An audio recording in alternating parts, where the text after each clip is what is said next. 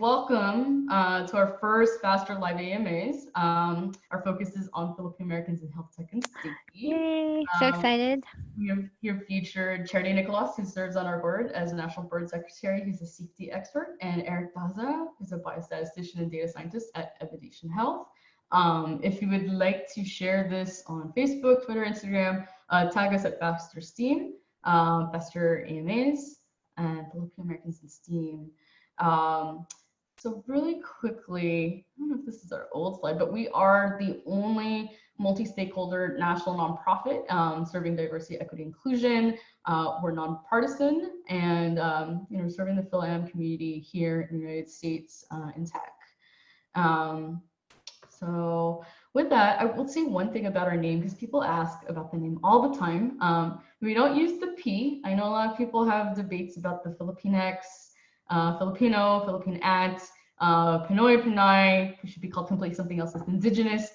We chose the F consciously just because it's a little bit easier. Otherwise, it'd be called Pastor. We don't want to do that. And we stand for Filipino Americans in STEAM. Originally, it was called Filipino Americans in Silicon Valley Tech. We renamed and rebranded as a national organization. And a lot of us are in engineering, so it's really something fast. When I thought of the ER, it's really meant for that sort of prefix one who. So one who self-identifies as a Filipino that desires to contribute to STEAM or science, technology, engineering, arts, and math. So I'm Erin. You can find me at Erin Jerry, Faster STEAM, creating ER VR. Many of you know me as the author of Creating Augmented and Virtual Realities, Theory and Practice for Next Generation Spatial Computing. I'm just going to move this really quick because it's a little bit, there we go. It says I am screen sharing all the time, but we want to hide this guy. And yeah, like the book is going to be translated in Chinese, Korean in August, and is circulating about 24 countries. Personally, this was my family to the left last, I'm going to say 2 years ago. A lot of us work in tech, actually. So for me personally, it wasn't an accident to get into tech. I was born and raised here in Silicon Valley. My parents worked in biotech for about 30 years. My brother he's a big gamer, is a health tech software engineer at UCLA Medical Center. And a lot of my uncles and aunties worked on the semiconductor assembly line. Before my official career in tech, I worked in civic engagement at the intersection of technology. I worked on issues like immigration policy, everything from comprehensive immigration reform, the DREAM Act, affordable housing, women in tech issues. And I also worked for the Obama campaign in 2012 and the race for Congress with Ro Khanna, who used to be the deputy U.S. Secretary of Commerce and is now serving in the area that I'm from. So he's actually in this photo here with my parents and my auntie. Before, I would say at the time I was still in school at UC Santa Cruz before I transferred to Berkeley. My first internship was at Philippine News. And then I served on 2 different political 501c4. So they were not 501c3 nonprofits, but they were classified political organizations. So Filipinos for Obama, which became CAI Filipino Americans for Progress, and APAP Asian Pacific Americans for Progress, which came out of the Howard Dean campaign. So this is me in 2008. And this is me kind of squinting next to Jeannie. There's Dexter. There's a lot of folks from UC Berkeley here, which is where I went to school. So I graduated from Cal. I studied many things, so I almost never talk about my background in ethnic studies, and that was one of the reasons I actually transferred from UC Santa Cruz to Berkeley, was because they had no ethnic studies in Asian American Studies formalized department or program. I had opted out of bioinformatics and computer science. So I studied a lot of different disciplines between cultural studies, film, political science, economics, engineering. That's me in 2008 when President Barack Obama was inaugurated. So I was, trying to do more technical stuff back then. Since that time, in the last couple of years, and leaving Ro Khanna's campaign, I retrained a lot. So I started off learning a lot of other new code. I'd been coding since age 8 in front end, and I delved into the world of data science. I fell in love with augmented and virtual reality and AI, so really emerging tech, and got new courses and was certified at USF, the University of San Francisco, where I was a fellow in the deep learning, which is a sub branch of machine learning and AI, artificial intelligence. program as well as in data ethics. So this is me with my two professors, Jeremy Howard, who right now he's the founder of Masks for All. So if you see a lot of the lobbying efforts for a lot of the policies on that, I've been a part of the lobby team there. And then Rachel Thomas, who's a huge advocate for women in tech. To my left, let's see, I collaborated with one of our board members I forgot to mention here, Christian Kabuai, who's an expert in buy-in. And so we were working on an AR, VR app as a part of my project for Oculus Launchpad, which is one of the diverse entrepreneur and content creator programs by Facebook. And then this is me speaking for Filipinos at Facebook for API Heritage Month. Currently, I'm working on a stealth startup that's advancing previously Alzheimer's research with VR and AI, and pivoted to really fighting COVID-19. On the side, I do a lot of other women in tech work. So I used to be a part of Women Who Code and the local chapter here in Silicon Valley as a lead evangelist. To my upper left, and I want to mention this in terms of prefacing today's talk, and then in I want to see next month for Black Lives Matter. Tarzine Jackson is a huge mentor of mine, who is a lead front-end engineer and designer at Adaptive Insights. So she was really amazing, and I actually did a VR workshop for her daughter as a part of Girls Who Code. To my right is Jennifer Gaspar Santos and I, who is helping us out with our Tech in Color Students of Color High School Outreach Program, which Charity can also talk about, that she founded.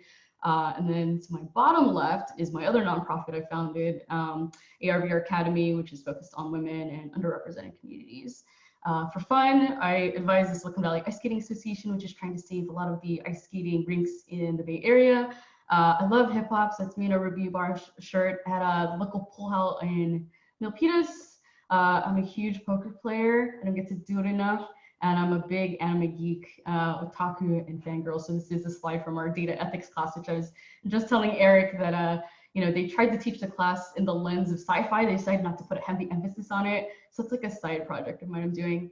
So outside of my introduction, I'll give a brief interview about FASTER. We'll introduce both of our speakers, Charity and Eric, and then we'll take live questions from our audience via Facebook and on Zoom, and give time for community announcements.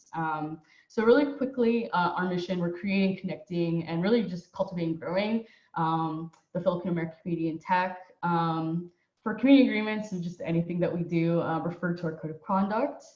And I'll actually paste this link into our slides at the very end of this so that folks can access all of the links in this deck, just as an FYI.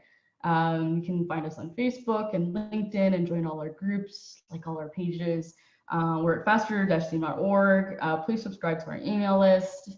In terms of scope, we get a lot of questions from all over the country and really the world about who we are and wanting to join. So we have official chapters starting off here in the SFA area, Silicon Valley. We launched chapters in New York last year. We're in the process of still building LA, and then more to be announced over the summer and into next year. If you'd like to start a chapter, just check out the link. Our three components of FASTER really are three pillars: our education, professional development, and innovation. And with that, we have programs for starting off, really the life cycle of any Filipino American that's born or, coming from the Philippines or in the United States, wanting to be in tech. So we have a high school outreach program that Charity found called Tech in Color. We started off running a student conference every year at UC Berkeley. Sometimes we do have graduate students, occasionally also getting them involved. And then our professional sort of network that we built up, we called FASTER Pros. So we reached out to a lot of the employee resource groups like Filipinos at Google, Twitter, Facebook, etc.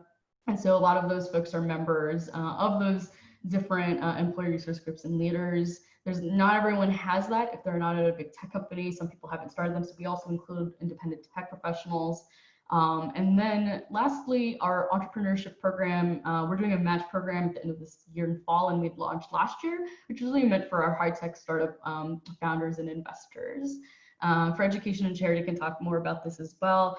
We've mentored lots of students over the years, and we recently partnered with the Filipino Channeling University's Collective Hustle programs. We're seeing a lot of the mentors in tech, and that's a broader program for college students that are entering adulthood into their careers, whether it's tech or other industries.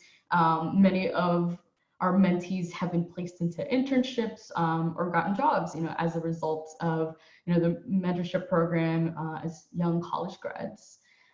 So upcoming for this fall, we have workshops in September as sort of like a pre-annual conference that we do called FasterCon that we have for parents, for students, and in college and high school level. We're also having after FasterCon in November branding and resume workshop. So look out on our listserv and our details for that on social media. For Faster Pros, we've actually tried to, in addition to organizing a lot of the different employee resource groups that do already exist, having other ones start. So Evelyn Obama, who's on our board previously, started Filipinos at Pinterest. We encouraged her to do that. And in the mix, we got other groups to start between Twitter, Amazon, LinkedIn, a couple of vines at Netflix, Twilio, which is Filipinos, Filipinos at Twilio, Workday, Filipinos at Riot Games, VMware, the list goes on. And we're still actively encouraging a lot of these groups to collaborate and really work with each other across companies.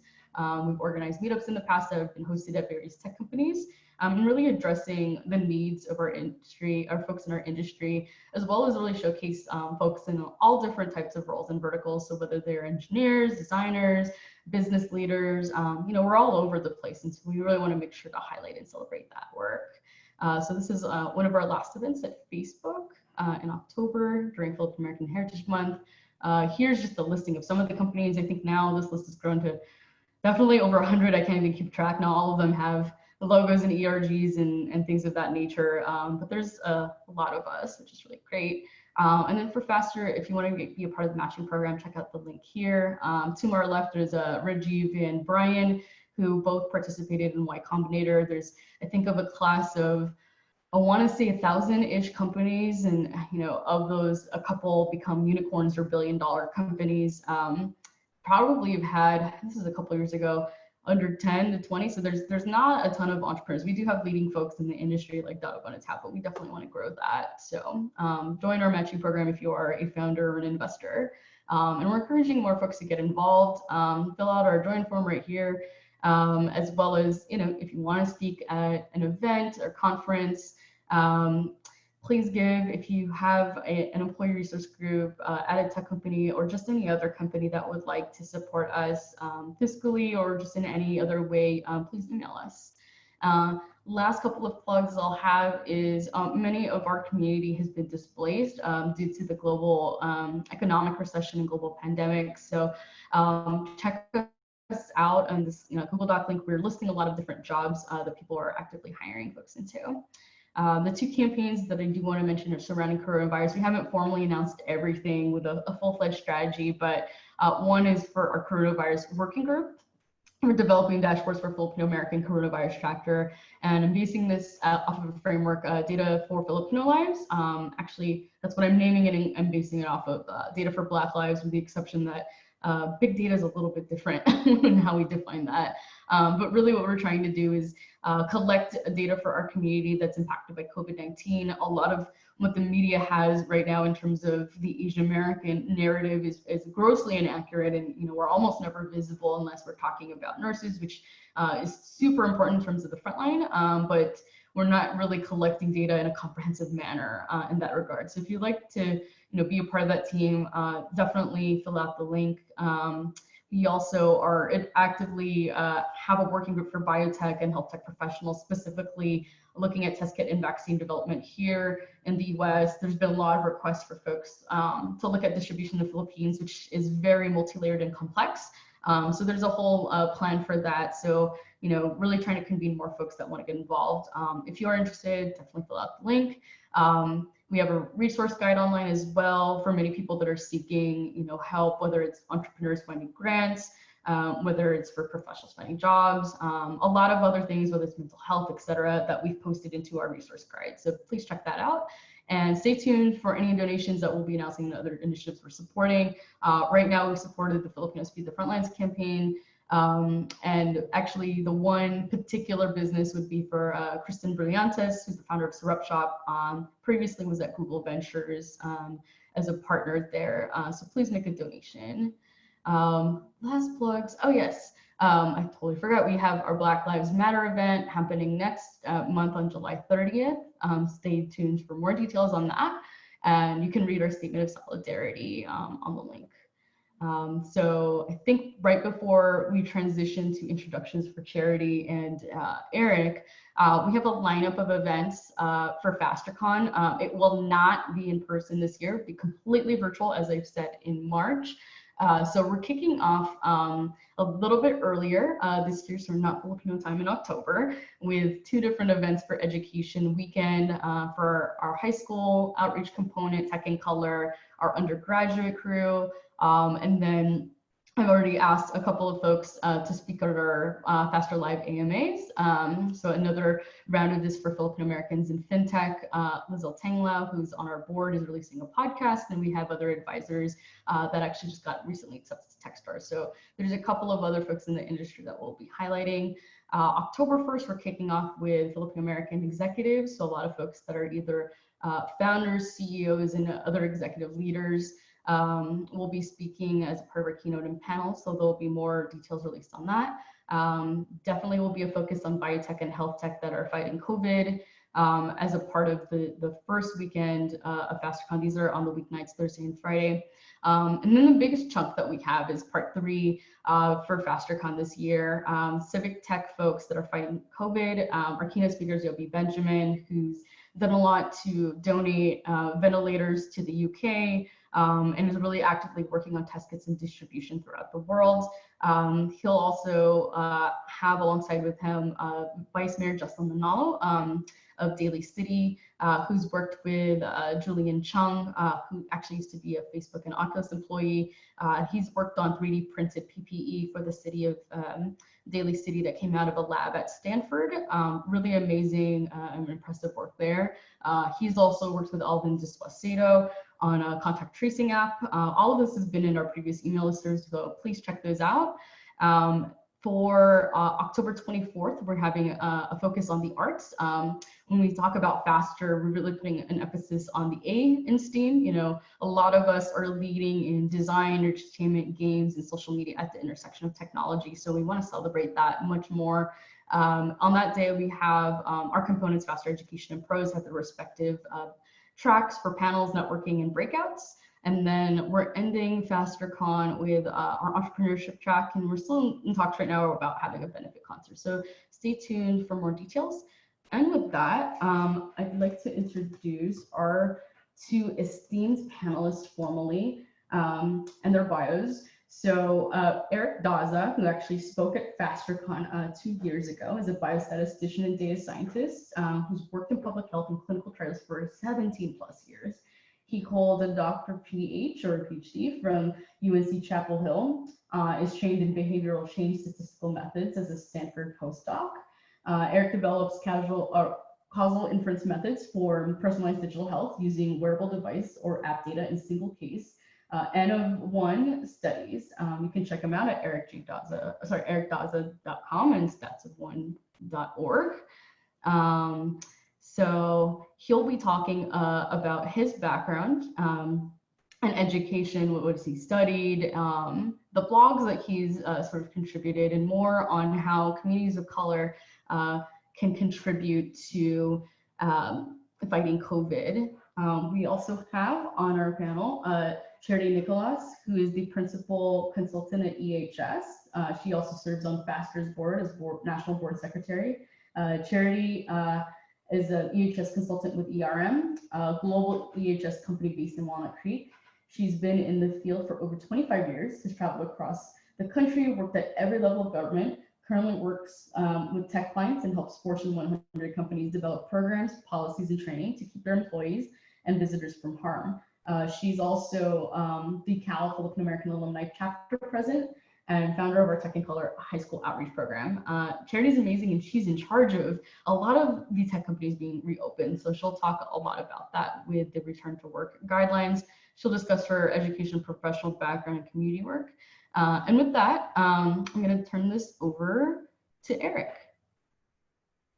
And I'm going to see if I can get your video back on. Eric? Great, thanks, Aaron. Appreciate the introduction. The funny side note is that the word causal inference gets frequently mispronounced as causal inference, which is I know, I was gonna say it's super hilarious because that's literally like the opposite of what causal inference is trying to avoid. But it's like, but it's not you. It's like one of the funny in jokes in the community. It's like, it's casual, not casual. Yeah. So my background is, I'll just go off of what the slides are here. So I started off with, I'm trying to find like my version of this because it's a little cut off on my screen. So hopefully it is cut off on most people's screens. By the so way, I started off watch party right now because we didn't do it earlier. That will actually make this easier. So we'll be on live twice. Anyways, go ahead. Right. Cool. So I started off in Metro Manila, was born and raised, grew up in Paranaque. And then in 1988, when I was almost 9, we moved to San Diego.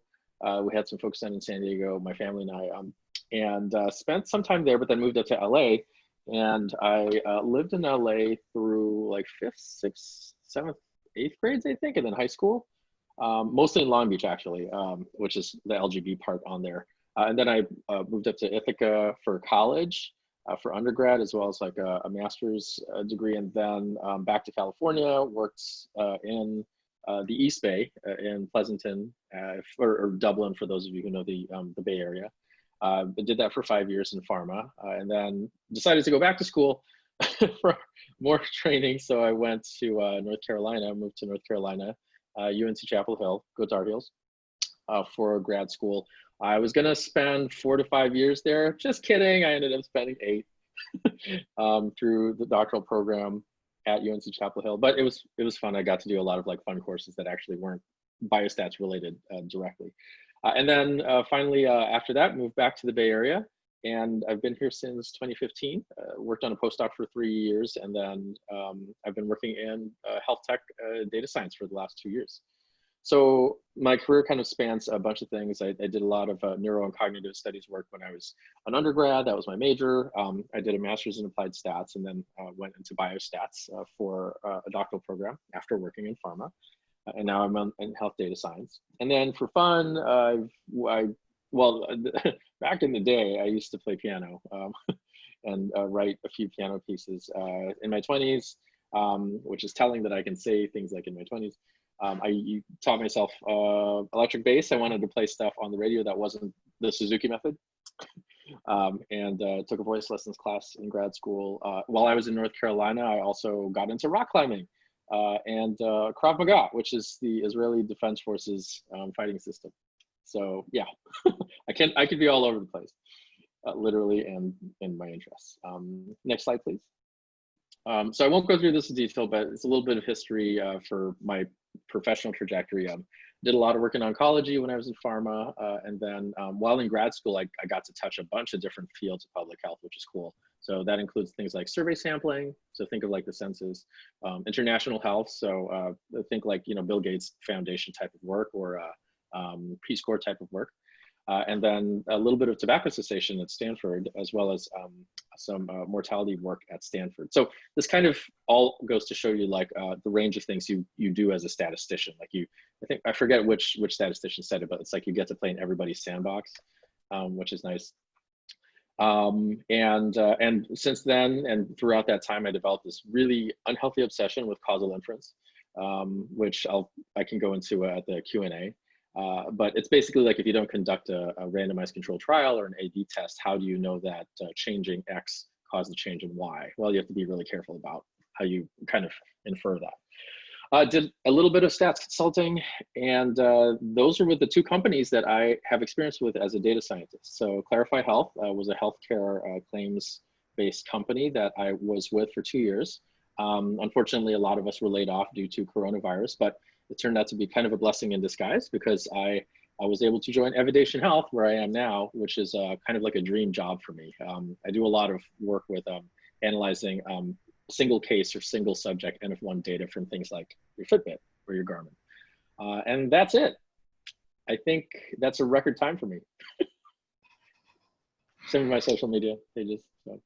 Plug your blog and you can talk about that too. Oh yeah, so like the other unhealthy obsession I have as a methodologist is N-of-1 studies. I started a blog called Stats of One, and I am branding the heck out of everything, like this mug. Wow. But I was so bummed because Nice. yeah, Like I that go little nuts. plug. I go nuts. Yeah, everybody who knows me closely will tell you like, oh, he gets into something, he goes like all the way. But I was kind of bummed because I wanted to go to this behavioral health conference at the start of the year called Society for Behavioral Medicine, or SBM. And it was going to be my first one. I've heard it's a great conference, thousands of people who are all like health behavior folks. And I was going to wear my Stats of One stuff and be like, hey, you know, you're interested in N of One research, which is big in psychology and behavior change. You know, come check out my blog. But in the meantime, I just wear all my paraphernalia, like other places, my merch.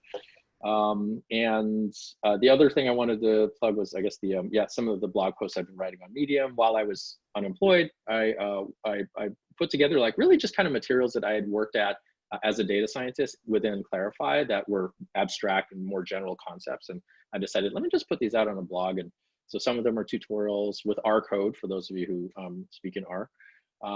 What my most recent post is definitely not the usual stuff I write. It's a Black Lives Matter related post. It's more like personal reflections I've been doing over the last 30 or so years that I've been in the US on my own experiences and my own reflections about where I kind of fit, and a lot of us fit into this system.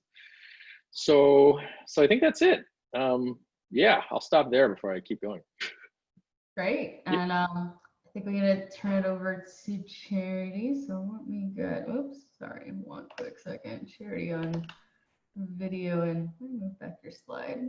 So Charity, do you want to introduce yourself with your educational background and go over your professional and community work? Yeah, sure.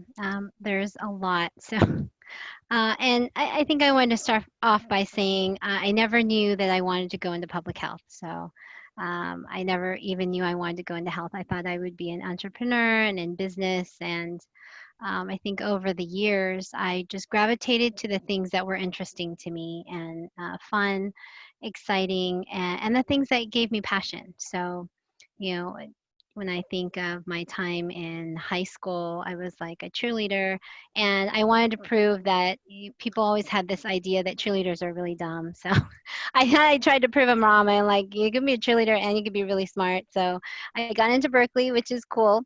And I think when I was at Berkeley, that's when I decided to move from a business major to a science major. I actually studied in the labs of two well-renowned professors. I excelled in anatomy and physiology. I love those. I hated physics and chemistry though. So I would, like I said, gravitate to the things that you love to do. I studied under Dr. Marian Diamond and then also Dr. Charles Nichols. And one thing that I did notice is that in the sciences, all my professors were white. And I just felt that there was a need to have representation in the sciences. And, you know, I was hoping one day to get my PhD. I still am. But I didn't really know what I wanted to do with it. I thought I would be a doctor like everybody else. All my friends were like pre-med. And I ended up going on a medical mission when I was in my 4th year of college. And I was so excited because I was in the middle of a surgery. The surgeons were about to take out a goiter. And I just about flat out fainted because I'm like, I cannot look at live blood. And I was so disappointed in myself. And I thought, what can I do, with my degree in biology? If I'm not going to be a doctor, what else is there to be, right? Who knew that there was a field called public health? One of the other reasons I went into public health is that I have a roommate that was killed in college. And, she died on campus in a campus building because it wasn't secure enough. And I thought, this is just ridiculous. There should be a way to protect people and keep them safe. And lo and behold, there is actually a degree you can get on keeping people safe. It's called Environmental Health and Safety, and it is in the public health realm. And I'm like, I can study to keep people safe, and I don't have to look at blood. That is just amazing. And so I started gravitating toward that. I got my master's in public health from the University of Hawaii, where I thought I would work internationally with the World Health Organization. I met a lot of people who came from the Marshall Islands, from Guam, Africa, all around the world. Um, but I ended up getting into a fellowship after my master's degree um, with the Centers for Disease Control. And through that, I was able to travel across the country trying to measure, how are people exposed to different contaminants, whether it's, particles, chemicals, sound, heat, right? I ended up being on two major studies. One study was for the crab processing plants in Alaska. And it was one of the first times when I was going in as a professional working with a community of Filipinos. And everyone's like, oh, you're Filipino and you're not just a line worker on, the crab processing plant. You're actually like a, healthcare professional. I'm like, yeah. And they had never seen that.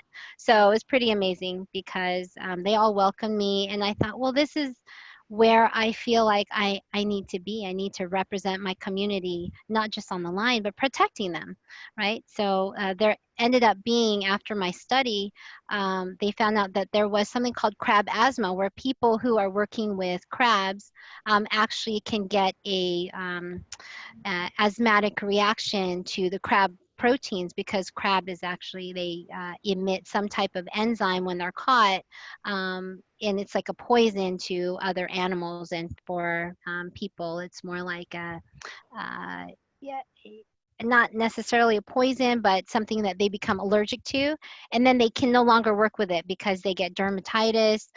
When they breathe in, they get an asthma attack. So they did, through the studies that we did, they took many years, they did find out that you can test for that, and that there is actually a thing called, crab asthma. And they thought that the employees were going crazy because they were telling them, I'm getting sick from working with crabs. They're like, oh no, you just have a cold. Oh, there's nothing, you're just making it up. So it goes to show there could be something, and you really need to listen to your employees to find out, if they're reacting to something that's affecting their health, then there could be something in the environment that you don't know about.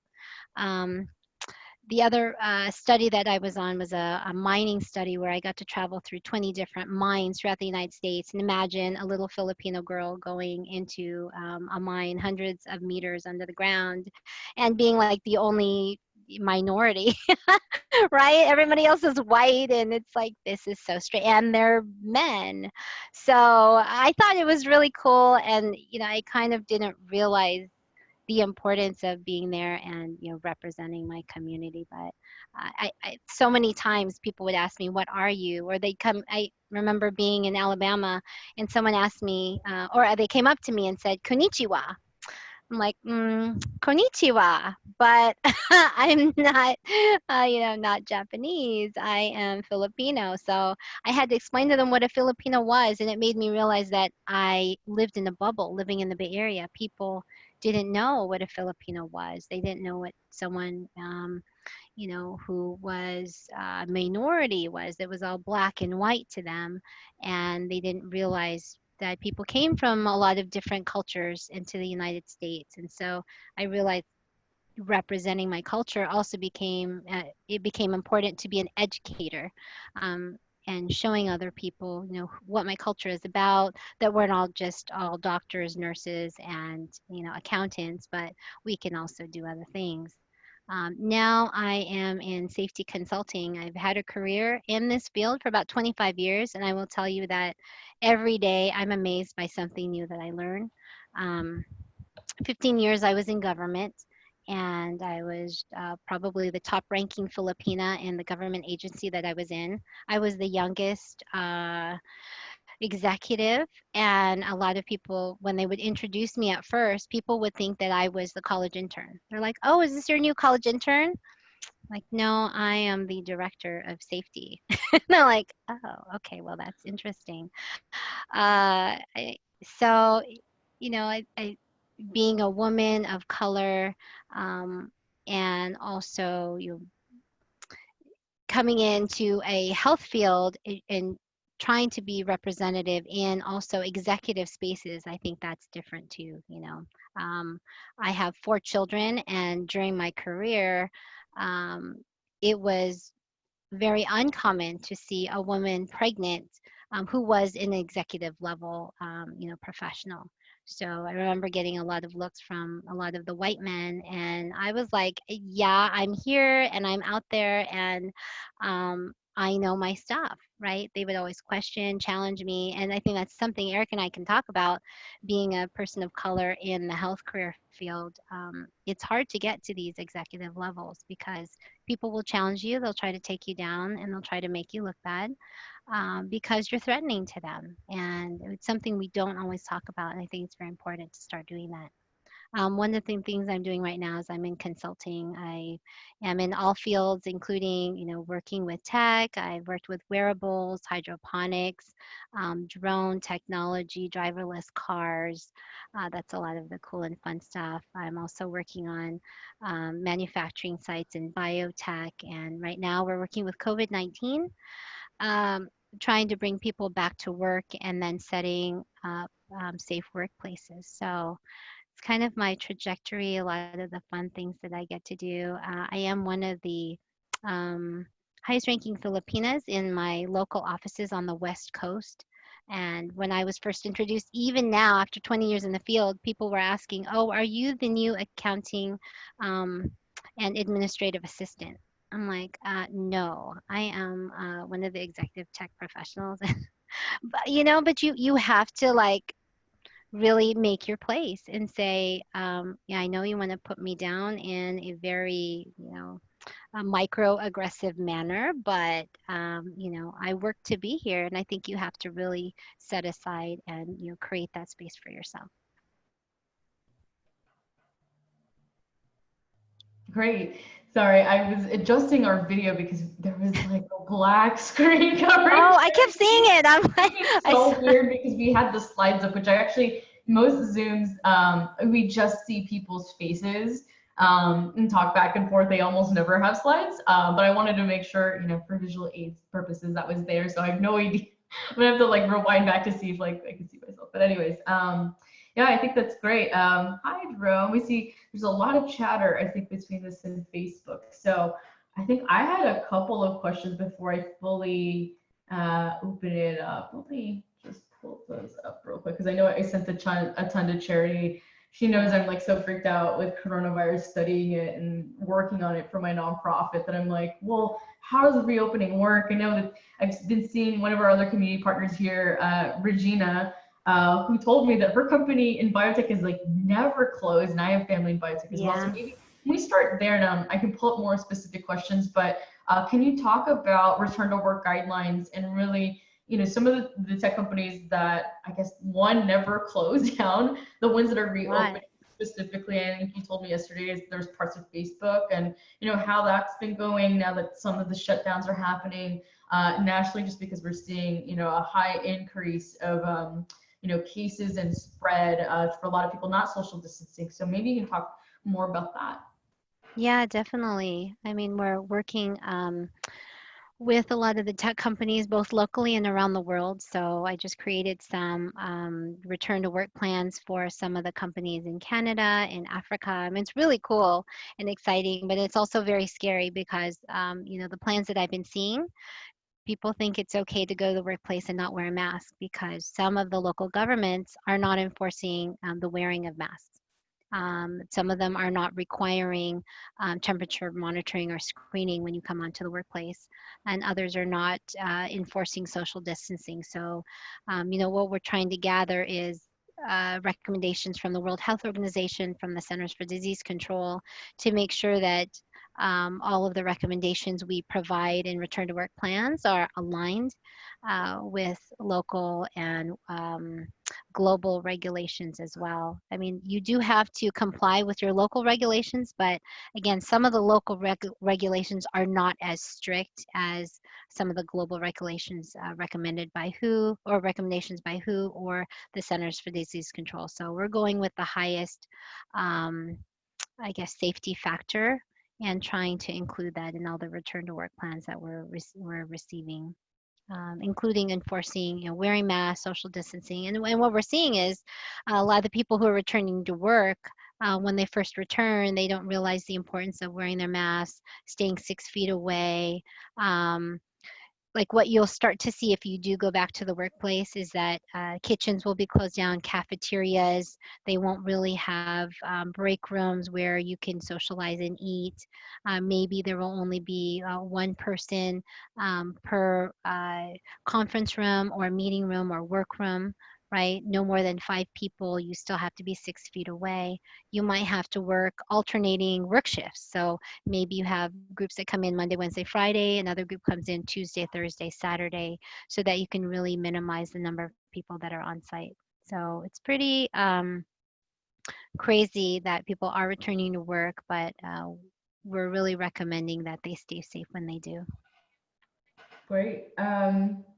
Do you expect there to be more shutdowns in various states to reoccur rather than the opening up of more businesses? I think it's hard to say, but in your estimation, just based on what you're seeing, because I know you were telling me like that some stuff is like shifted already with your work in the last, I don't want to say week or two, but Yeah, definitely. I know we're taking a step back in the state of California. We're actually starting to go back to probably staying in an earlier part of phase 2, maybe late part of phase 1, where only essential workers need to be working at the work site, and then everybody else should be sheltering in place.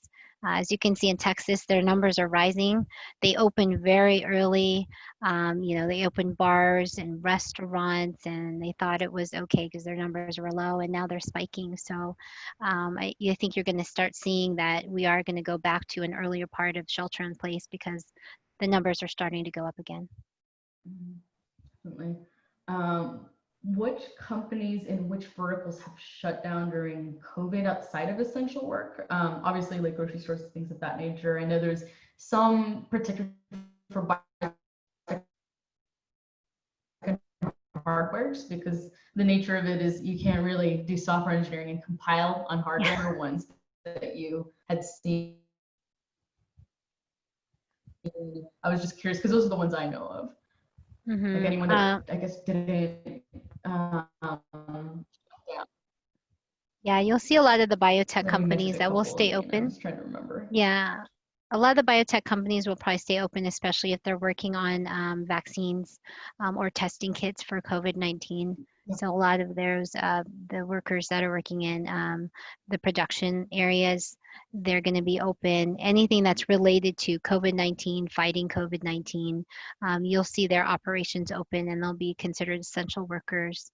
Right now, some construction sites are still, we're still sort of open with construction. They say that there's a lower risk of employees who are working outdoors for them to contract COVID-19, but I think they're still evaluating that. I have heard of several construction workers who have died recently from COVID-19. Mm-hmm. Yeah, but it's going to be hard because, you have to social distance, you have to mask, you also have to decontaminate, and you have to temperature monitor. So those are the 4 main areas right now, in addition to other things that companies are doing to stay ahead of the curve and implement safety measures. Oh, great. I know that in our prep call, we mentioned a lot of stuff with the communities of color. So maybe I'll turn this question back to Eric. I guess, what are some ways in terms of scientific and technical contributions that employed professionals can do to fight COVID-19 and even address issues such as Black Lives Matter? I know I mentioned everything with the coronavirus working group and what we're looking at with Data for Filipino Lives. Can you talk also about the work that you've been seeing transforming in terms of tech, in terms of policy, like how things are developed at Evidation Health? So I'd love to hear more about your thoughts on that, or even just about blogging. So Yeah, so I think the bridge there is like with respect to like COVID-19, I personally haven't been involved with any particular project. That's not true. I actually helped judge a hackathon, so I guess that counts.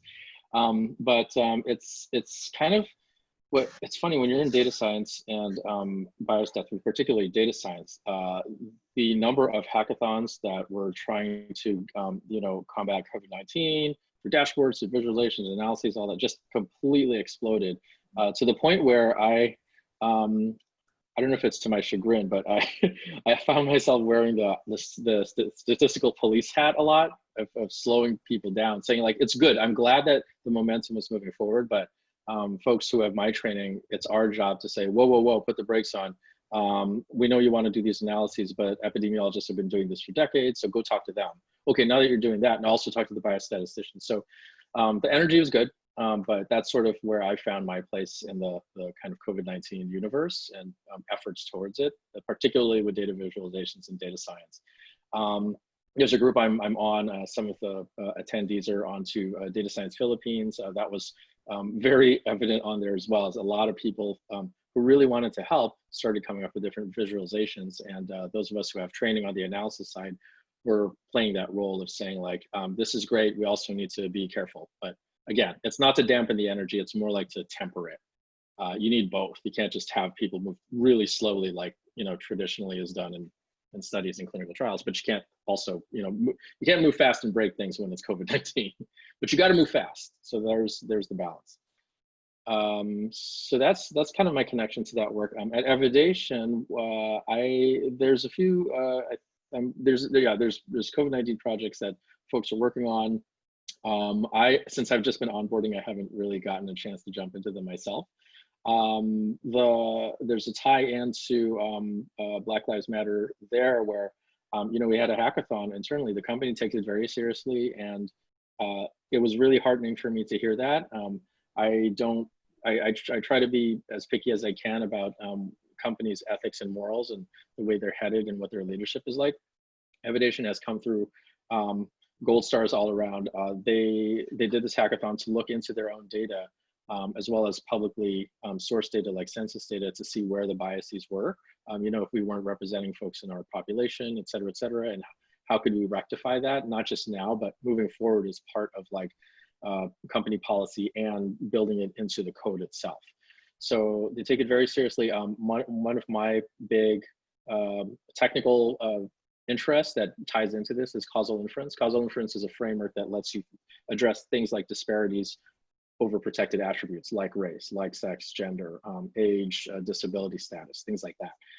It's very connected to a field of machine learning called fairness, which is fairly new, no pun intended. But those two fields are definitely connected, and it's I'm helping lead sort of those conversations within the company. That's part of the reason they hired me as well, as I have a causal inference background. And so that's that. The only other thing I'll say probably is on the note of kind of exposing more people to like us Filipinos in the Filipino community. I encountered very similar experiences that Charity had mentioned when I moved to North Carolina. And that was a really big part of my eye-opening experiences that, told me like, wow, there's all these assumptions I had living in California that I took for granted. I didn't realize that, Filipinos were like the largest population of Asians in the state, now tied with Asian Indian. Most Filipinos don't know that. I certainly didn't. Anyways, so going there, I built up this kind of resolution, I guess, to start, doing my little bits and pieces of trying to insert Filipino culture into things. And activism and marches are great. And they're obviously very necessary. Big like things like advocating for policy change is another route that's top of mind. What I discovered was that you can also make these little positively subversive changes. For example, now a lot of some of the folks watching might know this, but I introduced a term into the scientific literature called the pancit plot. So it's based off of something called the spaghetti plot. And in my N of 1 work, there was no an analog for it. So I decided to call it a pancit plot. So little funny things like that, they're funny, but they make a difference because like 50 years from now, that is the term that people will use. There'll be a spaghetti plot and be like, do you have that pancit plot? And it won't be even the thing. And so that's how you can do these little subversive things, even as a scientist or an academic, to just kind of sneak it in there. And then, then it's like locked in for posterity. So I'll stop with that. Kind of a fun note, I guess. This is like my favorite thing in the world. My book that I published on AR and VR, my chapters on data visualization and machine learning visualization, design and development in XR or spatial computing. And so when I remember Eric had showed his Principal at FasterCon a few years ago, I was so floored. And it's like, wait, we gotta say that this is STEAM because it's like the art and the science and the math just completely collided, and it's like our contribution where there's actually lots of different names for different data visualizations, like the chloroplet and like this other chart. And I was like, what? And people would ask, well, what's Principal, right? They don't know what that is. And oh, it's like spaghetti. So that's super cool to like kind of make something very Filipino in tech. You know, it may not be DJing, which I think actually DJ Kubert owns a lot of the patents for music tech, and I'm trying to get him to speak about that in the future in relation to AI and the breakbeat. So for us, it's like, hey, we actually, there are things in our culture that we're bringing into tech that's really beautiful. I have one last question, and we can open it up for Q&A. Maybe you can bring folks online if they're not writing too much in the chat. We also wanted to give a shout out to Pat from Minnesota. I had no idea we had folks that are Filipinos in Minnesota that were on this call that are in tech, so that's amazing. I actually didn't pre-send you these questions beforehand in advance, but it's on the tip that Eric mentioned, and you know, I had a very long history in civic tech and in politics and public policy. As you know, today, Dr. Fauci, Anthony Fauci, who's the chair of the COVID-19 task force for the White House, has been actively, you know, really pushing a lot of the guidelines that even the CDC has put forth. Many of people in our community, I think being professionals in STEAM, in science and technology, feel that science, technology, and you know, data science, a lot of it's under attack right now, right? Because even the topic itself of like the reopening being like an issue, or having masks be politicized, where I think the one thing I'll mention here as background is as a part of the lobby team for Masks for All, I was advising a lot of the organizers who were monitoring all the Reddits and Discord, you know, for Professor Jeremy Howard, and trying to set up legislative visits where Jeremy Howard had lobbied about 10 US senators, and then right before that, I had posted about it on different Obama alumni groups, and then President Donald Trump had to talk about it, you know, in terms of the White House press briefings before nobody was asking about it. I was on other calls with the National Council on Asian Pacific Americans, which is the big coalition of all the different direct service Asian American Pacific Islander nonprofits, and I think Kamala Harris and a lot of other congressional members from the Congressional Black Caucus, can't remember if there was one from the Hispanic Caucus, but definitely the Asian Pacific American Caucus, and was the only person that asked about masks, particularly what was concerning me, because I had asked, I said, you know, there were stabbings for, I guess it was it 2 children and a parent in Texas who were Asian American because they wore masks, and they thought, were thought to have coronavirus. So, you know, given that state of things where even our own Asian American elected officials hadn't addressed mask at that point, you know, most people were talking about anti-Asian violence and hate crimes in general in our businesses, but no one wanted to say anything, which culturally seems very odd to me. And when I tell this story, it's because of my parents, who actually worked in biotech for 30 years. I helped incorporate their nonprofit when I was 18, and I had actually was asked to lobby on R&D, so research and development, for the Philippine Pathology Center, which does research on SARS and avian flu. And so in Asia, it's commonplace to wear masks. It's not an indication of having the disease. In fact, it's supposed to protect you. Yet, you know, there's something with like this invisibility as Asian Americans and even Filipino Americans. There's plenty on the front line that are nurses and doctors and other essential workers, janitors, grocery clerks, yet there's almost nothing, you know, that's been talked about in terms of our community, whether we're working on the vaccine, test kits, the engineers that are, you know, coding those dashboards or evaluating that data from a statistical standpoint. So maybe in folks talk about like what's sort of our role in place, you know, for many other people, they're, you know, if they're running for office, like Jocelyn Manalo, who's our vice mayor of Daly City, you know, she actually worked with Julian to get them, you know, more masks for essential workers. So that's one way, but I'm curious to know your other thoughts outside of things that I've mentioned that folks can do in our community, because there's a lot, I think, at stake right now, not only with the election, but just, you know, in the next, I would say 6 to 18 months, however long this pandemic is, and what does that mean, and what does it mean even for you in your day-to-day work of what you think you'll be continuing? So I'll just leave that out there as like my long sort of like question and background. Yeah, that's a big question. I mean, I do think we have to support our healthcare community.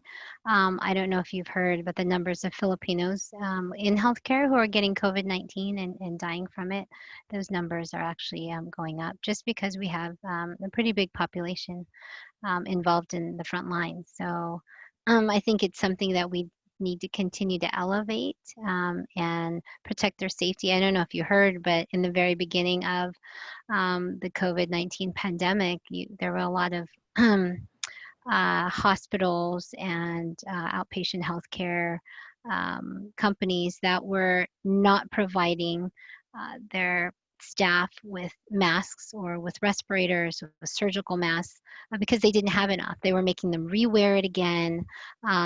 They were making them wash it, you know, put it in a Ziploc, bring it back the next day. They weren't distributing them, or they were also reprimanding their staff for wearing them and saying, if you're wearing those, you're going to scare our patients.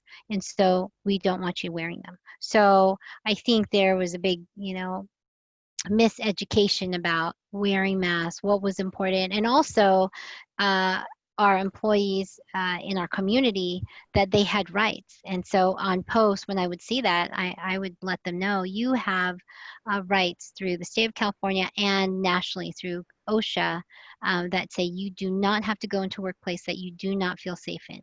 If you need a mask, then you need to ask your employer to provide it. And if they don't provide it, you do not have to go to work.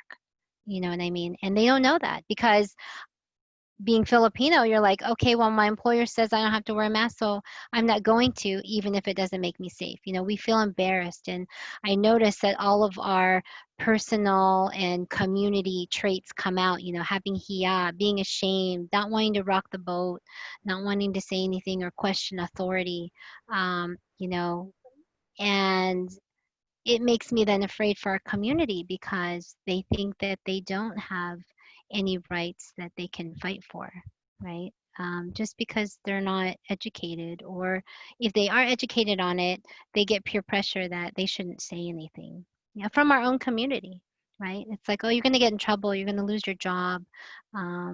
Your priority is to help our patients, so you should go in anyway and be the hero, and you don't have to do that and risk your life to do it. I've actually I'm actually sharing 2 links in the chat and on Facebook. One is was brought to me by Nicolas, who was active in Gabriela Network, or Gabnet, in ERM. I guess it got renamed. And it shows a map, I think, globally of like where Filipino nurses are impacted by COVID. And I'm still trying to work with them in a bunch of different local, national, and state Asian American, Filipino American nonprofits that are collecting this sort of data. The second link I am actually posting is from the UC Davis Balliston Center, which is run by one of my mentors, Professor Robin Rodriguez, who is the first tenured Filipino professor in Asian American Studies there.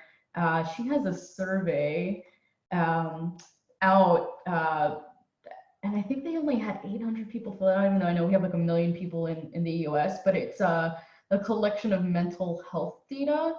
So there's 2 different links here. I'm just gonna paste them into this chat, and I'll make sure everyone can see this. And please let me know if you can't, because I'm managing on 2 different computers here. But I think it just goes to show you there's a lot of folks that are impacted. One of the shocking things I remember hearing from them was that they didn't know, I guess nurses didn't know where test kits were. A lot of, I think in their estimation, just the general population does not know where to get test kits, even though, they are readily available and free at different drive-thrus now as they've scaled. And I think the other thing I heard as a fact, was it yesterday?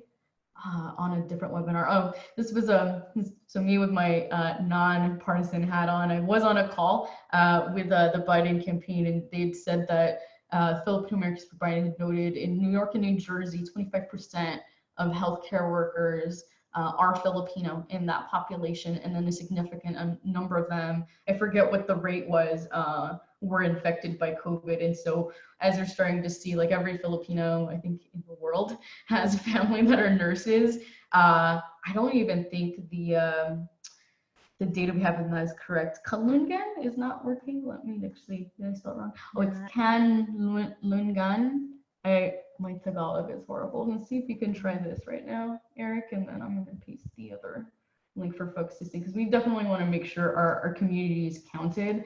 And there's, I think, a lot of different efforts that are kind of dispersed on the national level and local level right now that we're trying to sort of consolidate. And I don't know that a lot of, at least for the professionals that are doing this on the nonprofit and, you know, have active like data scientists, public health, folks in health tech or biotech that are advising. So, you know, part of our effort, at least for us with FASTER and working with other groups, hopefully with the Filipino Young Leaders Program, nothing's official yet, but we're in talks with a lot of national Filipino American groups that are working on COVID, really distilling out, you know, a lot of the information so that it is indeed accurate, correct. And that's going to be really important, not only with the census data that's collected in 2020, but also being able to make sure that our companies, whether it's employee resource groups, have resources for diversity, equity, inclusion, and on the other end, even test kit distribution. I can't even begin to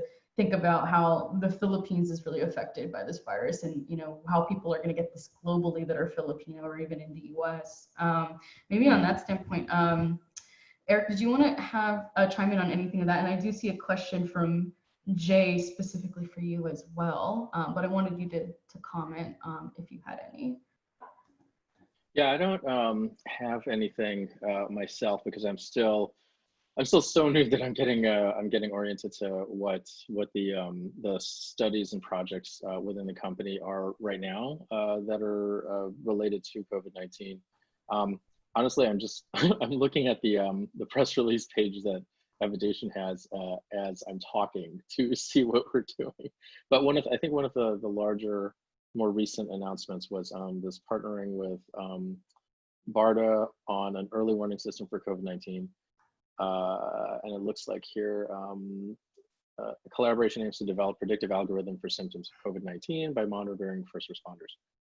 So what I can say is that, again, not knowing at all about these projects other than their names at this point, since I've only been there for just about a month, I will say that it is in line with what I've seen out in the health tech data science world thus far, where a lot of folks in data science are trying to help out the parts of the public health system that need their help, like, you know, how to predict caseloads, how to predict hospital beds. So things like that, where it's like a lot of the community has realized that there are very strong epidemiological models of transmission. So they've started to shift working from those to working on the places where we actually need help in public health. Of course, Charity, you can speak more to this because you're actually like on those types of front lines to see like, well, oh, I wish we had, you know, a tool to tell us, you know, what the caseload to expect was here, or, you know, the number of employees who do want to return to work. You can develop a survey tool. That's what I'm seeing from my vantage point within like data science, health data science. Mm-hmm, mm-hmm. Yeah, definitely. I know a lot of companies are taking surveys like who wants to work from home. I know mine did. They're asking how long would you feel you want to work from home during this COVID-19 pandemic? What would help you feel safe about coming back? Would you come back? How often would you want to work, right?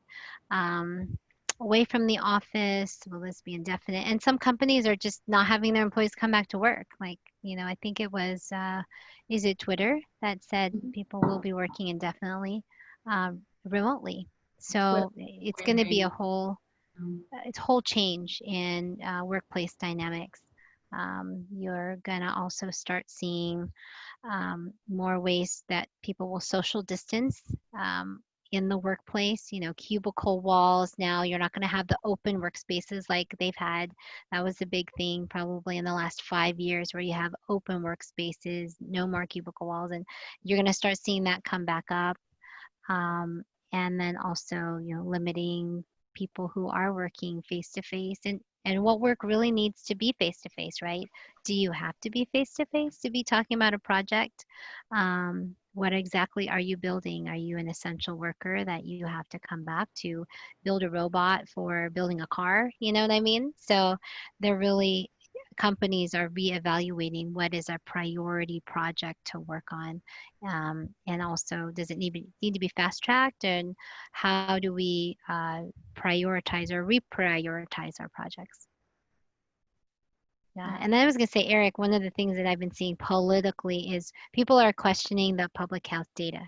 And that, to me, that's very scary because they're making decisions, no specific political person named, but, you know, they're having open rallies and, you know, having people not necessarily wear masks and meeting in person and ignoring the data. And to me, that's very scary because public health is all about keeping track of the data. You know, it seems monotonous and mundane to do that day to day, but over time, you take all that information and you collect it and you see the trends. And that will tell you what's really happening in the world. And if you have political figures who are questioning that data or telling people to ignore it and saying that it's meaningless, that's a very scary thing. Yeah, As Charity, what you're highlighting too, yeah. it really highlights the importance of like one of the parts of, I think, public health. I know when I was in school in public health, being biostats, we were the quantitative people in of all the departments, and you know, some of my classmates would kind of like poke fun at or heckle like health behavior because it's like this soft thing, and I would be like, y'all, this is like where we get the qualitative theories to then test out quantitatively, like, you know. And I think there, you know, it's just it's kind of an expected sort of thing that, you know, like more quantitative mathy people will be like, oh, it's a soft science, but it's really coming to bear now, because what you're talking about is that it's scientific communication and it's like establishing trust. And there are sciences behind that, right? So Yeah, it's it's like, a science, but people think it's not. They're like, right, I don't. you It's call it, yeah, interesting. health behavior change, voter change, whatever you want to call it. That's what's needed now, because at this point it's very clear it's never really about facts, right? It's about trust, the level of trust. You can't get to the facts if you don't go beyond the level of trust first, or you establish that trust. It's like, how do we do that when there is such, you know, apparent polarization? That middle part is atrophying, and we need to build it back up. And that's all science communication and behavior change, like in that field. So I guess my broader, and maybe this is my last question. I don't see other questions in the chat. I think this was just good information for most folks. Then, you know, being our first event since we had a lot that were planned in this first quarter, where everything kind of had to get canceled and rescheduled or postponed, or, you know, turned into online and virtual events with COVID-19. But I want to end with this because it's something I've been contemplating a lot within Faster. Oh, we do have a question. I'll get to that, Pat, in one quick second.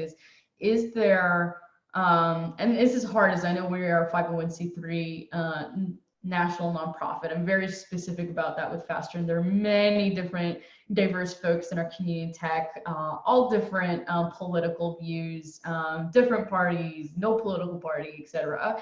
People ask me about workers' rights and unions and a bunch of other things, which I totally support as well. There's a lot of differing opinions within Faster, but I've been thinking about this a lot as regarding like tech policy and looking at our role in this. One of the questions that I wanted to pose to our next event and panel for Black Lives Matter was really talking about things like the moratorium of facial recognition data. You know, IBM, I think Microsoft, and what's the other one? IBM, Microsoft, and I always forget the other one. Amazon had this moratorium, so they're going to stop collecting that data for a year. While that's great, it's still sort of a band-aid and not really looking at the root causes of the problem. I think it's great. I applaud those companies for doing that. We do have Filipinos that work there, but it's almost like, well, are there Black, Latinx, or Filipino folks that are working on these things? What are the policies that we're looking at right now, right, as a community where it's really important, like for folks like Charity to be visible without getting, I guess, too caught up in the politics right now. I think even massively, like as I mentioned before, it's so highly politicized. Where do we sort of take a framework or a stance on this? And I don't know if that's going to be like a written statement. I think the main conscious choice that I made without the full boards of work, because at the time, this is when tech conferences were just getting canceled, I made the very conscious decision that none of our events this year for Faster will be in person. I think a lot of people that are Filipino in the community still think that this is a hoax, whether it's, I don't know if it's a religious right or something else. Like a lot of people that don't social distance, don't wear masks, even though now it's by law here in California. But that was a very specific stance, which I had to take in terms of executive leadership, but not necessarily a political one.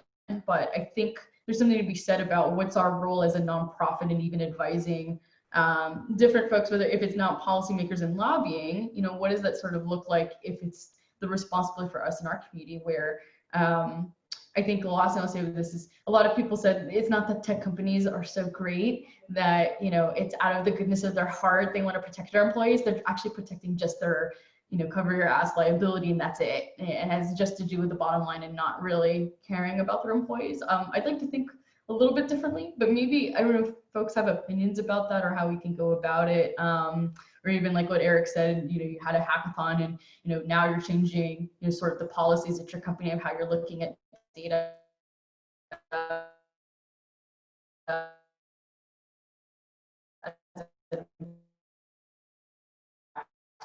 People of color.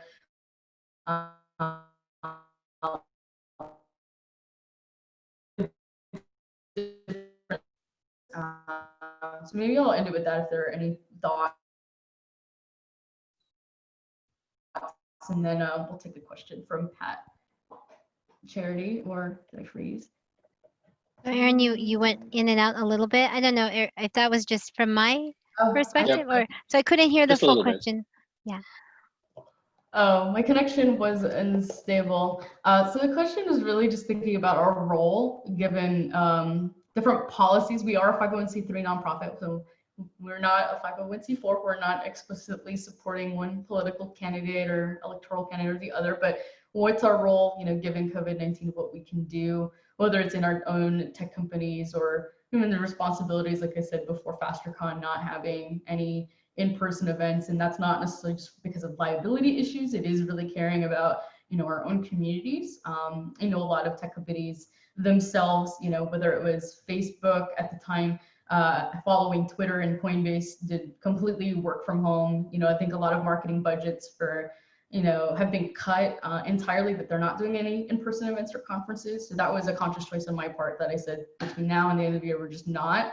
I probably wouldn't personally feel comfortable until there's test kits and vaccine development. But outside of that action, what's maybe sort of our role in helping, you know, shape policy, whether it doesn't mean government, could also be company policy, like what Eric mentioned, that people can sort of do or consider. Yeah, I think I know for me, again, the topic du jour for me that comes to mind is fairness. And for those in the audience, if you're not familiar with that, you can literally Google fairness machine learning, and it will send you down lots of different rabbit holes. But that's particularly important now. This is speaking to Erin's point about the facial recognition algorithms as well. It's this idea that you know, you don't have a representative data set, and so no matter what you train your algorithms on, they're going to only be as good as what they're trained with.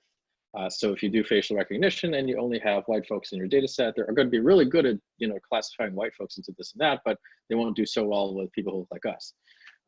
So to be in on those conversations is, I think, one thing that comes to mind for me, like as a nonprofit, maybe I haven't thought this through, just spinning off the top of my head, but maybe something like I don't know, like helping those folks who are in those spaces in tech, and have their voices heard, like to help, I don't know, like give them some kind of, I don't know what support that would be. Maybe if it's an ERG or even just individual support for like materials, put together a packet of materials from the literature that someone who also has experience in that, you know, can put together, so that, and maybe it's a group effort, probably, you know, like if it's folks like me who are in these positions, we can kind of put together even just like a Google Doc or something with like lists of literature that we can easily not have to search for when we are now at the table at the meeting to discuss how are we going to adjust our algorithms, or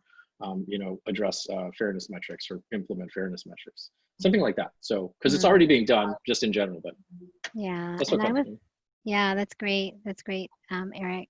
I wanted to also say that I think it needs to be a goal for those of us who are in tech spaces, who are privileged enough to be, Filipino, especially, and persons of color, to reach executive level status, because in those spaces you actually have more ability to make change than you do as a line level, a mid-level manager, or other general spaces. I think what I've seen and through the trajectory of my career is the further I am in the executive levels, I'm able to really impart my perspective on being a person of color.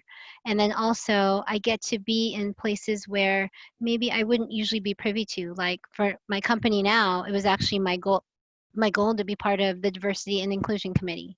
It was also my goal to be part of the hiring committee, in which I get to maybe look at candidates not necessarily just because of their ability to do the job, but also what are their other experiences to make it more diverse. How do they relate to other communities, to people of color, to maybe line level and line level workers, not just because they are a graduate of Harvard, right? So I think you bring a different level of perspective when you get into those spaces, and you actually can initiate changes that maybe you weren't able to when you were at lower levels of the company. So I think that's important. And I feel like we don't talk about that enough in our community. We really need to uplift and mentor those people of color who are, you know, uh, in different roles, and bring them up to these spaces so that they can, make those decisions. They can be part of those committees, whether it's financing Black Lives Matter, or, changing the hiring plan and makeup, or, like Aaron was talking about, and you were talking about, Eric, is looking at the data. What does the data look like? Where does it look like we are not being as diverse as we could be? Are we doing surveys and seeing who is part of our community? Are they LGBTQ? Or do they believe in Black Lives Matters? Do we have enough ERGs that are representative of the people who are in our company, right? So that's kind of what I'm seeing. I used to not care really about being in at the executive level. I was like, I just love doing my job. I like being in the field. I don't really care about doing the politics. But if you don't get into those levels, you're not going to really be able to make a huge impact and change the company. So I think that should be a goal, and we should continue to educate our community to have those goals and know that they can be in these spaces, right? Jared, I really like that. Uh, Appreciate that insight. I'm wondering what you think of the connection to like MBAs and business school, where, it's in my mind, I'm biased because my parents went that route. And so I know that space fairly well just from growing up with it. But I feel like I don't know if it's an easy pivot there, but there might be a easier pivot because a lot of Filipinos know that route. And maybe it's that route without rocking the boat to get to the top. But, it's like, oh, if you know those mechanisms, well, here's how you might want to, consider thinking differently about what decisions you can make once you hit those upper tiers. You have any thoughts on that?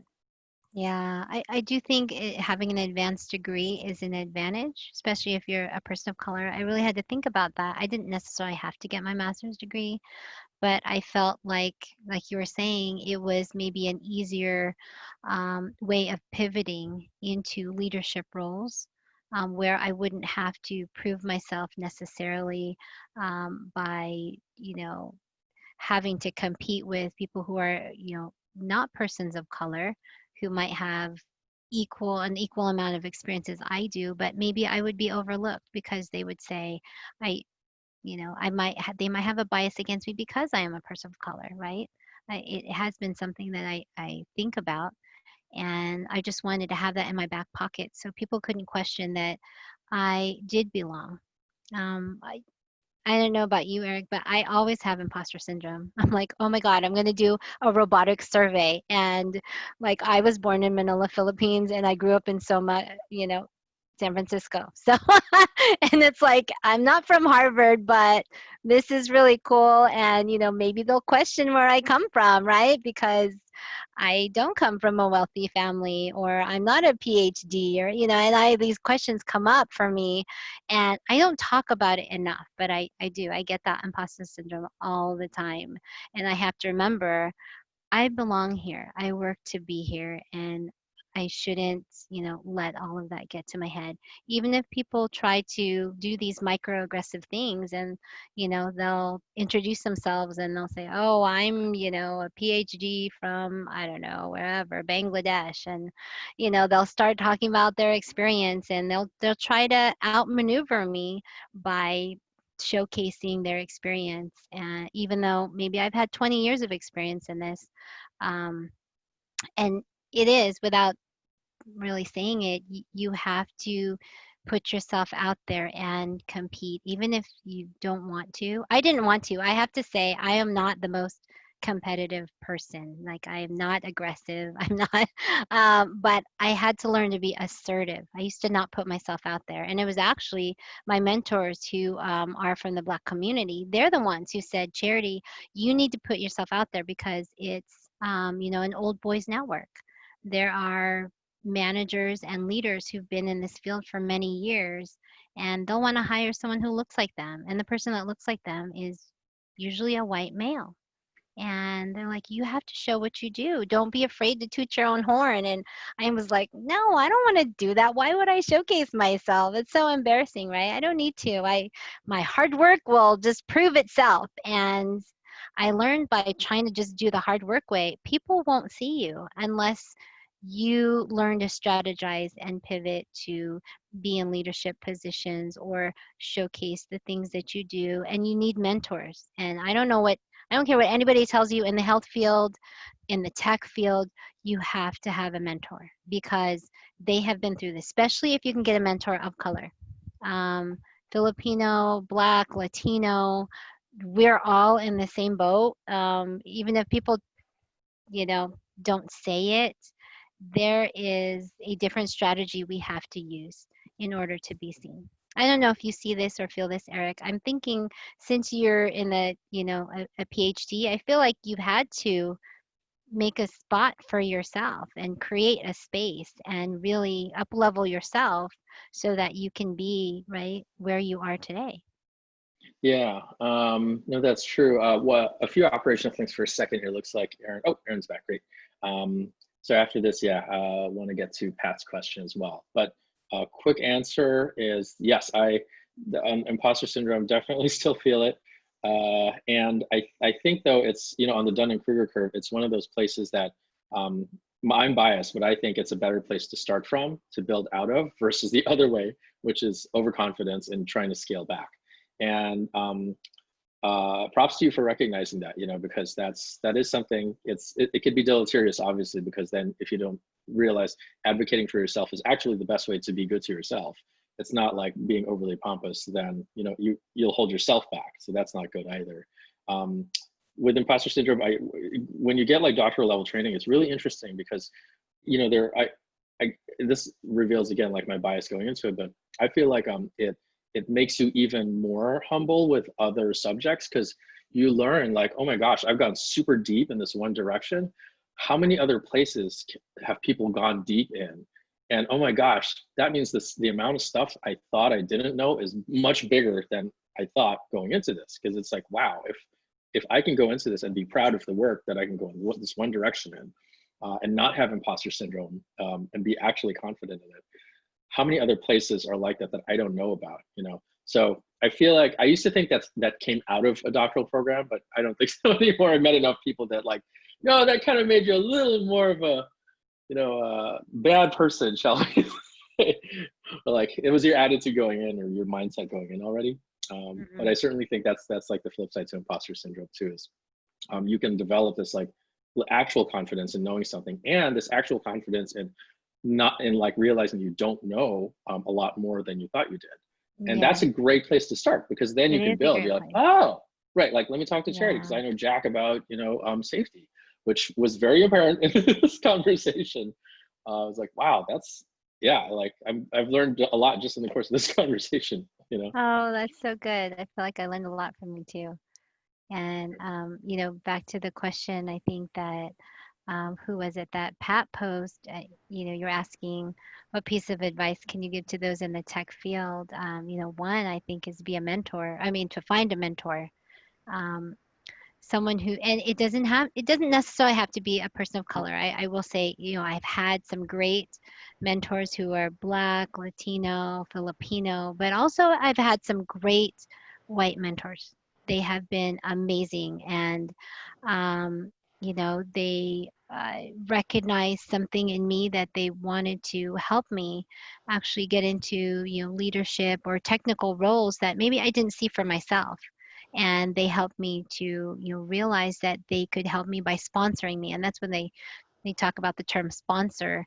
It means that somebody is using their own clout and credibility to help you up level and to give you their credibility or their endorsement, that they trust you, and so others will then trust you as well. So definitely find a mentor. And the other is find peers who you can, like we talked about ERGs, having employee resource groups, your kababayans, or groups that you connect with, whether it's an epidemiology group or a public health group, or people who have the same ideals and goals that you do, because you also want to help teach each other more about those areas that you are technically an expert in, or would like to be an expert in. I think constant learning is important, especially in tech. It's always changing. I know nanotechnology meant nothing 20 years ago. Now it's like a huge thing, right? Drone technology didn't even exist, right? Or maybe it did, but it wasn't like a regular part of daily conversation in the tech field. So I think you always have to be learning if you're going to stay in tech. If you just want to stay at the same kind of information that day in, day out, and only be good at one thing, I mean, you can, but I think you always have to stay competitive and know that there's always someone else who knows more than you, and you have to just always keep yourself sharp. Eric kind of mentioned that, like, you can go down one pigeonhole and be great at one thing, and you realize, wow, there's 20 other things that I know nothing about. Maybe I should just, keep learning about some of those areas too, right? So those Yeah, are some of my ideas. Eric, any other thoughts about ways yeah, to? I love that. Really quickly on that note too, I realized too, like, mentorship is a great, it's a great way to go about this, and like it's a great answer to Pat's questions, because with a mentor, it's kind of like, speaking from my experience, it's kind of like a, I literally had a dissertation advisor. I had two dissertation advisors, and you're going to try to pick good ones, and maybe you don't fit, or maybe you do. It's like dating. It's like looking for a job. But the point is, like, you have to try. You have to try.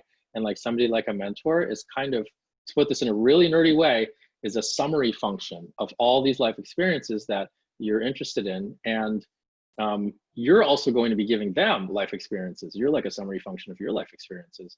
They're going to learn from you. And the goal there is to, try to find somebody you can form a synergistic, supportive relationship with, where just in conversation like this, you're going to start talking about stuff that neither of you had thought of while connecting on other things. And that's going to help you learn, and that's going to help really help you intuit the skills, both maybe some of it technical or professional, but also life skills, to be able to talk to folks and understand folks and be in like conferences and all these other things. So mentorship, I think, again, I'm learning something as I'm talking. Like, I think I need to now go into nerd mode and like read books about it, because that's what I do. Like, find a tutorial on mentorship. But yeah, I really like that. So that's all. I think we're almost at time. Definitely went longer than initially planned, an hour. I think I'll end with a few notes, just for the folks who I did see, well, outside of Pat from Minnesota, which is really amazing. again, no idea there were Filipinos in Minnesota that are in tech. That's awesome. And So Jay and cool. other folks who Yeah. I know are watching on Facebook. There's been folks that are like in and out between Zoom and there. I think in terms of my personal experience with the book, I had a white sponsor. And then I also had another mentor who, I guess I schooled him because he had never written really anything outside of Medium posts.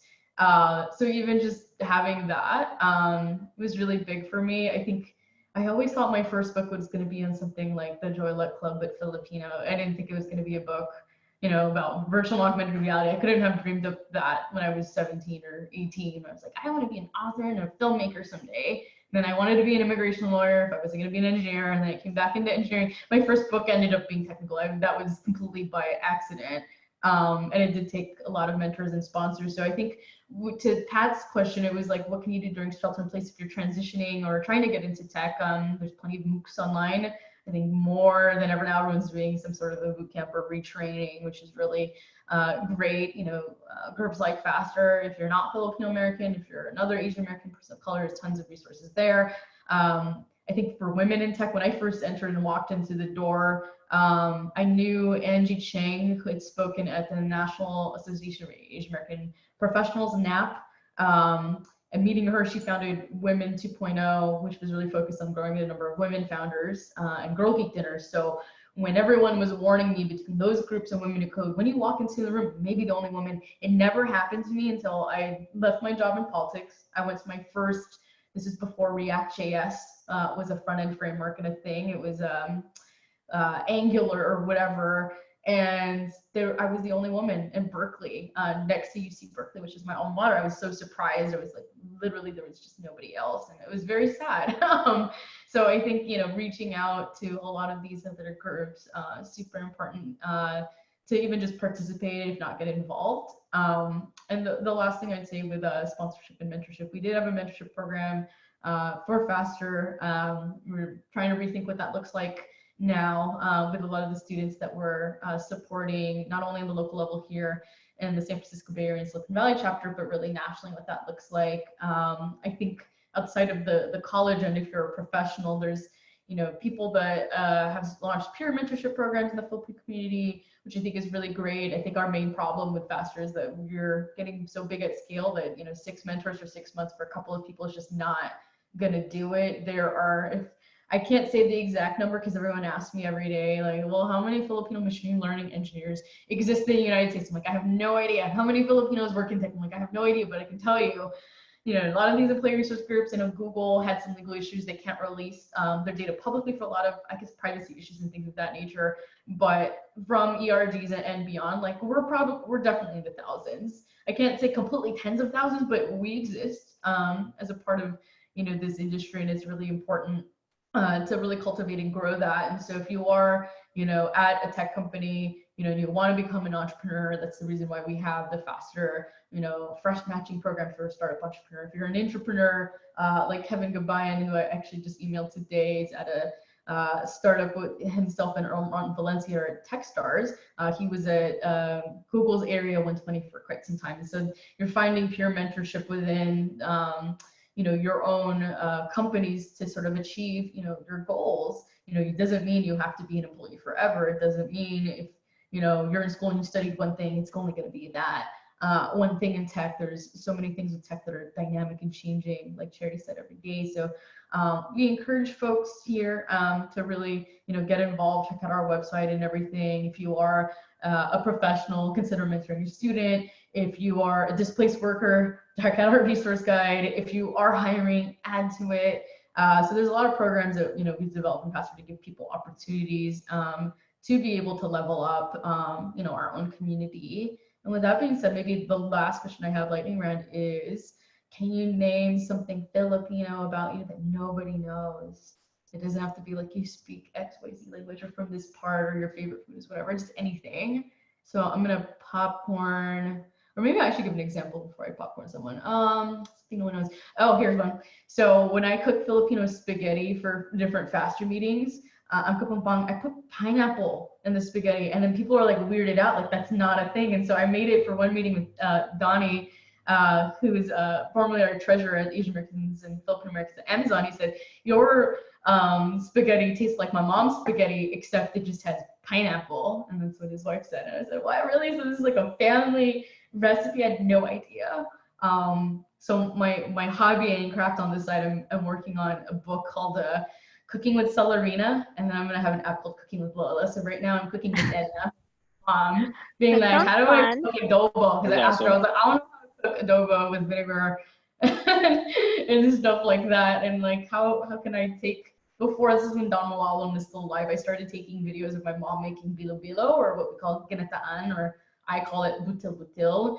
I was like, can I have a video to put on Pinterest and Instagram? She's like, it's not pretty yet, you can't do that. Like, but she'll tell me the order and just starting to record her kind of like documenting that history. So that's something Filipino about me that nobody really knows. I know there's tons of Filipinos in the food movement who are like studied the craft of Filipino chef mastery and been on shows and done amazing things. And I'm just like, I really like making like, you know, barulia, which you call like pinarintang saging, lumpia, and like full day. So that's something about me that most people don't know. I don't talk about it because I'm still like really shy about it. For me, something like Filipino that nobody knows about you, or something maybe from your family. Popcorn, Eric, I think looks like he's itching to say something. No, I'm that look of itching is look me thinking, trying to think of something. I guess for me, it's gonna be like, so I love wordplay, I love puns, and I don't know if that's like super Filipino or if it's particularly my mom or whatever, but I love puns, and so like I'm constantly trying to sneak this stuff in, you know, like the pansit plot. So something else that's Filipino, I'll give you guys, you all are you get an inside scoop on this, because I don't think anybody's ever brought this up, because it's super nerdy and super buried. But if you go to my blog, statsofone.org, the name of the project I came up with for like my research for causal inference and N-of-1 studies, I called it and keep in mind, it's usually for sensor data. Oh my God, I go so deep on this stuff. It's, I backronymed it. So I called it the Causes and Associations for Single Individual Analysis Project.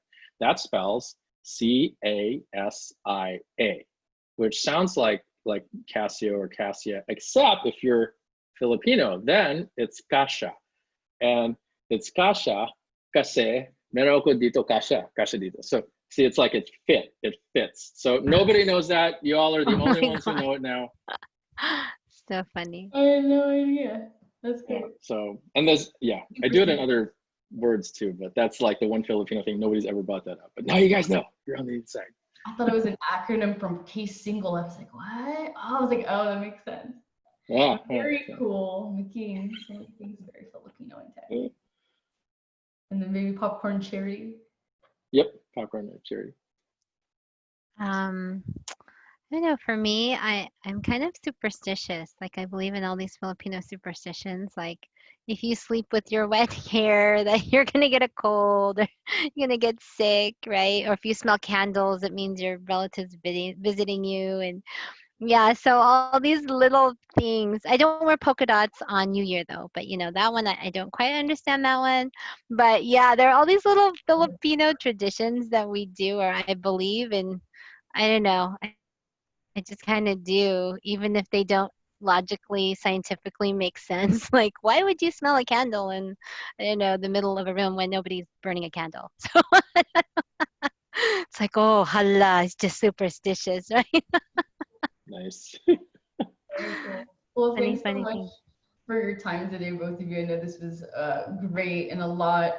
We'll record this or send this recording to all our attendees, and you know, put on our marketing channels for people to watch. And the last thing I'll end with is Charity, I gave Faster Pros all your emails, so if any employee resource groups have questions, and a lot of our professionals can contact you directly.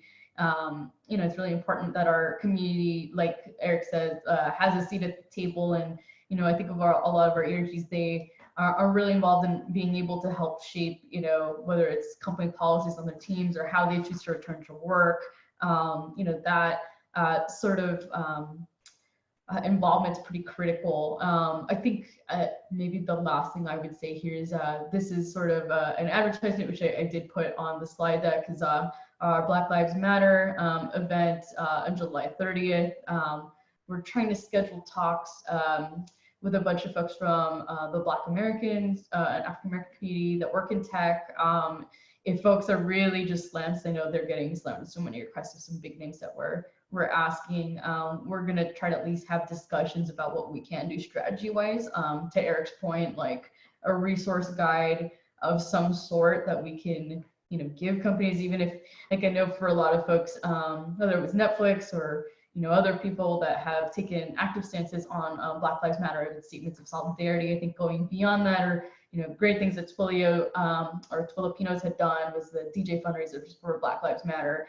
For anything with COVID on return to work, we haven't actually convened, faster pros to talk about those things. So we'll continue to, keep folks in the loop as we create a lot of these different resources for these sort of things, so that people can, have something to point to as a framework for, how they can adopt different things at their respective companies. And I think Eric just said one last thing. Oh yeah, Timnit, I've read Timnit's work extensively from our Fast.ai group in data ethics. The role there is a really AI ethics at Google.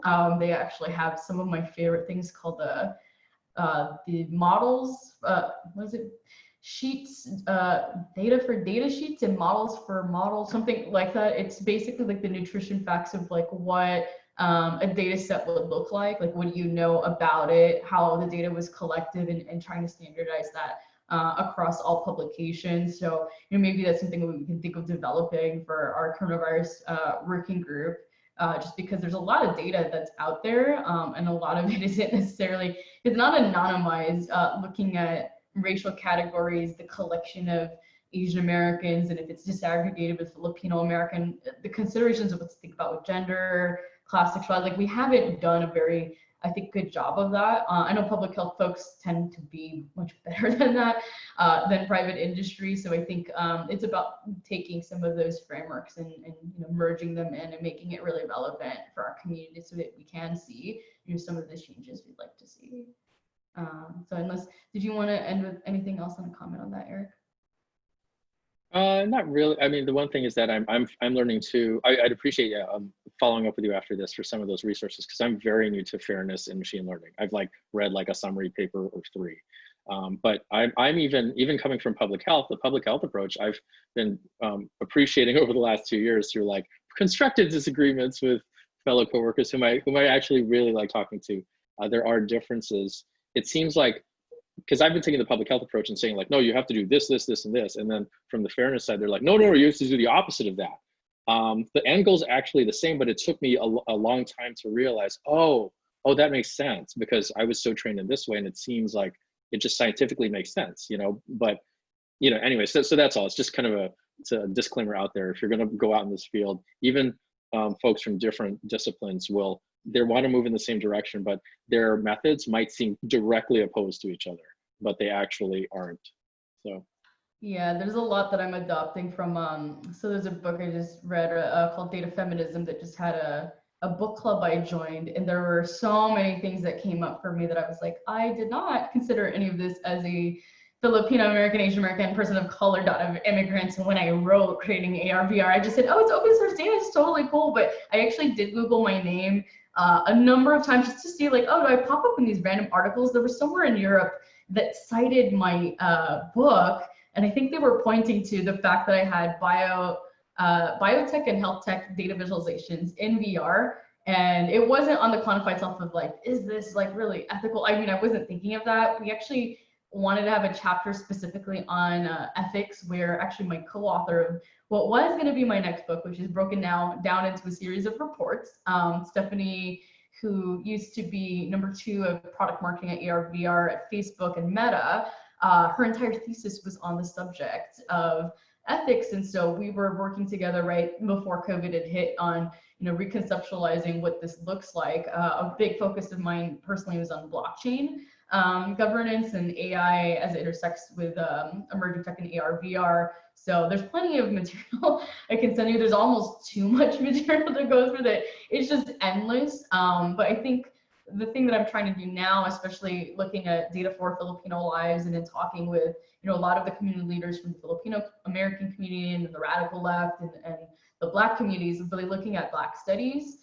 There's some of the greatest ethicists that have the strongest frameworks actually come from the Black community. So, looking at theirs of like, what do we adopt? What does it look like for us? It's very specific.